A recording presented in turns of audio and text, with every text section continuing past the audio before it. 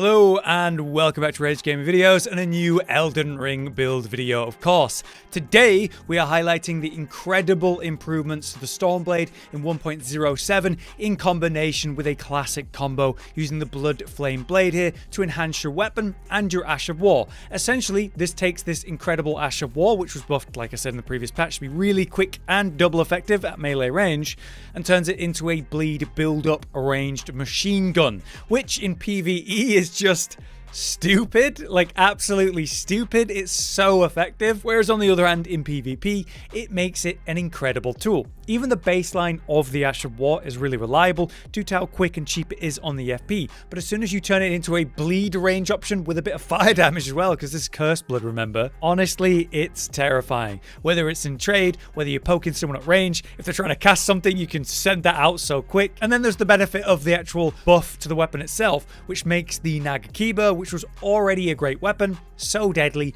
with high dex and high bleed at the same time. So today we have a simple and effective build to talk about with a potentially underrated Ash of War that's become a bit broken since the last patch. We'll begin then by taking a look at the build in PvP and talking about what makes it so strong. Honestly, this is very simple, very effective and very fun. You take the Nagakiba, which is a long katana, and of course you've got a katana moveset, which is very quick and effective and always good for standing trading because it's very fast basic swings and you've got good timings with heavies. You've got the opportunity of running lights or running heavies. Your running heavy in fact is this fantastic thrust, and because we're using a Nagakiba, the base range of the weapon is so high. So that thrust is honestly as damn near good as a spear or even a great spear, which is incredible, except the difference there is you've got really quick follow-up attacks and the recovery on that is really good, so you're able to maybe use the Ash of War and look for trading to catch people out who maybe think you're now punishable because you just missed the running poke. Combine that with the Blood Flame though,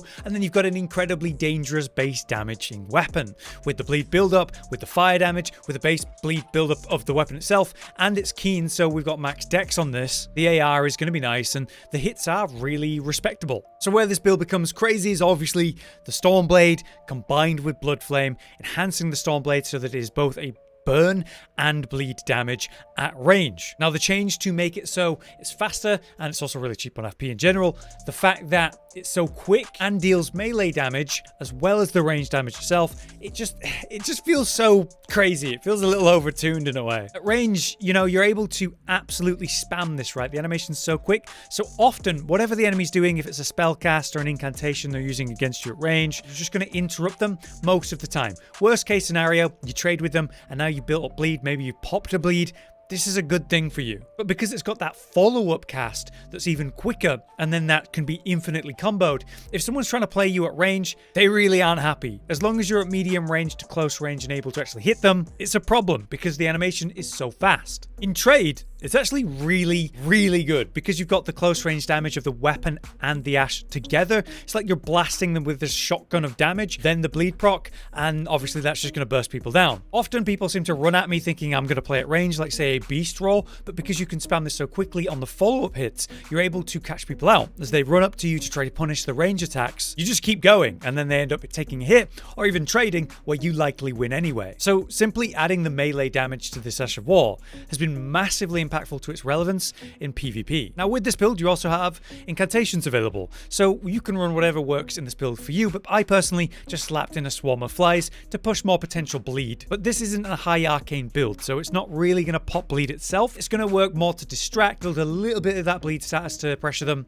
and help you time a rush in combination with when the flies are actually going to hit them, or just Stormblade spamming them while they're dealing with the flies at the same time. Pick your poison scenario, and as you can see, that can be incredibly effective. If you just want to play this build basically at range or medium range by spamming Swarm of Flies and the Ash together, that will really work in PvP. But overall, this build, like I said, simple and effective. There's not much more to say about it. The toolkit is simple and every aspect is strong on its own. The weapon, the buff, the Stormblade Ash, the bleed augmented Ash, and the combo of the Swarm. With all of that, it's just so effective right out the gate, and I've really enjoyed using it because it's just so strong. This Ash is now in a fantastic place, but how will it perform in PvE?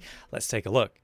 You might imagine, yeah, in PvE, this is silly. It's a hyper effective and efficient build, especially against bosses who can bleed, which, yes, is most of them in the game. However, because we are running high dex and a keen weapon, should you face the rare boss who can't bleed, it's not going to be like staggeringly bad for you. The AR is going to be high all the same. You're still going to deal good damage with the weapon, or the Ash, or both, anyway. Though, clearly, when an enemy can bleed, it's really effective. I am completely relying on just the Ash here for damage in these New Game Plus clips and utterly destroying these bosses. Ideally, we'd be pressed up against the boss at all times so that we can land the Ash damage and bleed build up and the weapon hit at the same time, meaning more damage and more bleed. That would essentially double the damage of every hit per swing, and since we can use this 12 times back to back at least with this build for PvE with a full mana bar, you can do so much damage without even using a flask. Now at mid-range, where we're not up close, it's still good, it's still nice damage, and it's still building up the ranged bleed procs, allowing for very safe DPS opportunities. In the scenario, you need to avoid boss attacks that just don't have good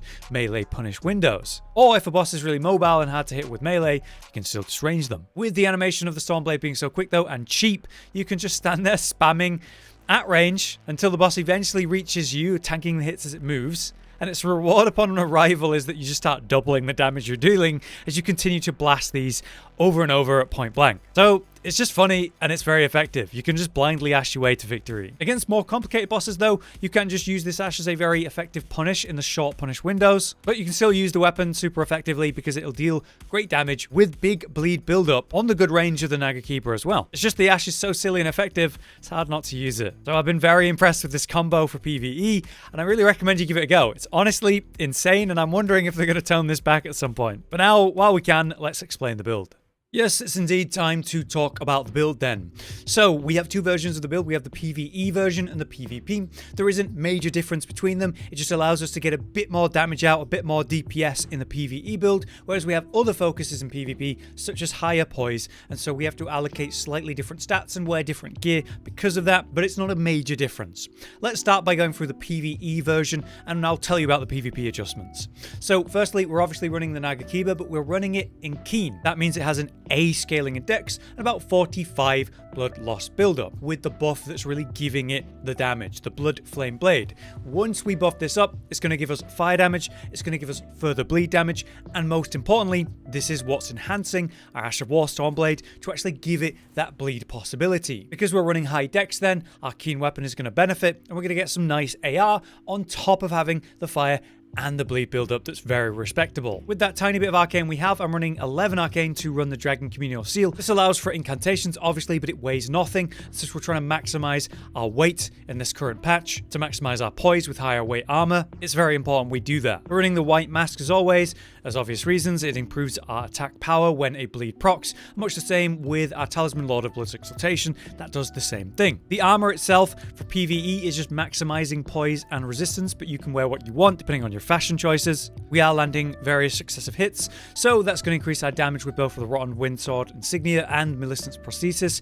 Interestingly, this does give you 5 dex, so you could scale back your stats, as I'll mention in a sec. And lastly, Shadow of Alexander, a lot of our damage is coming from our Ash of War, so improving the attack power of that is vital. In the Wondrous Physic, we are running the Thorny Crack tier and Crimson Bubble tier, both for PvP and PvE, further improving our successive attack power and giving us some health, so we don't have to worry about healing. The incantations in the build are Blood Flame Blade. For PvP, I've got Swarm of Flies, and then for PvE, I've got Golden Vow and Flame Grant Me Strength. Now the big one then, the stats. For the PvE build, we have 50 Vigor, which is more than enough health to survive with, 20 Mind, getting us just over 120 FP, and since our Ash costs 10 per use, getting that many uses is going to help us, since we are absolutely spamming this Ash of War as our primary source of damage in PvE. We've maxed out our endurance at 16 to allow for the weight that we have, but as I mentioned, you could actually drop some dex. I have 85 dex because of Millicent's Prosthesis, but you could run 75, then run Millicent's Talisman, which would get you to 80 dex, giving you 5 points to spend, perhaps on endurance, perhaps on heavier armor. 18 strength is required to use the Nagakiba, and then in the PvE build we have the 25 faith to allow for the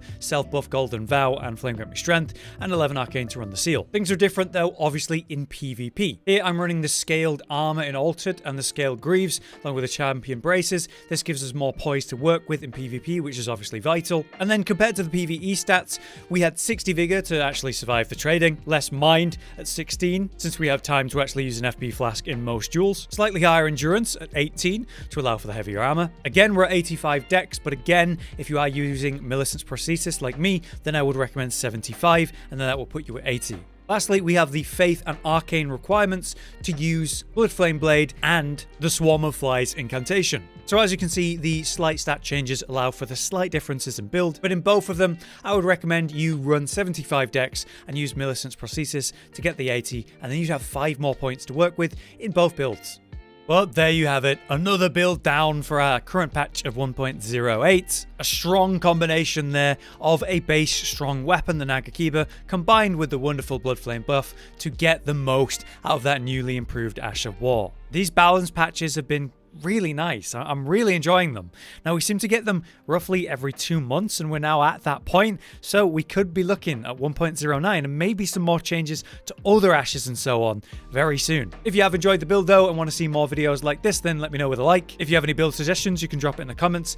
But for now, I've been Hollow, you've been you, thank you for watching, and we'll see you next time. Josh, Cotton, and Hollow with the videos, dropping the humor like a hammer on your tippy toes, bringing entertainment on a daily arrangement to take our insanity and turn it into entertainment. Yes, I said entertainment twice, to reiterate that it is nice to look into your faces on a mostly daily basis when you let us in your homes to make the whole world a stage. Goodbye.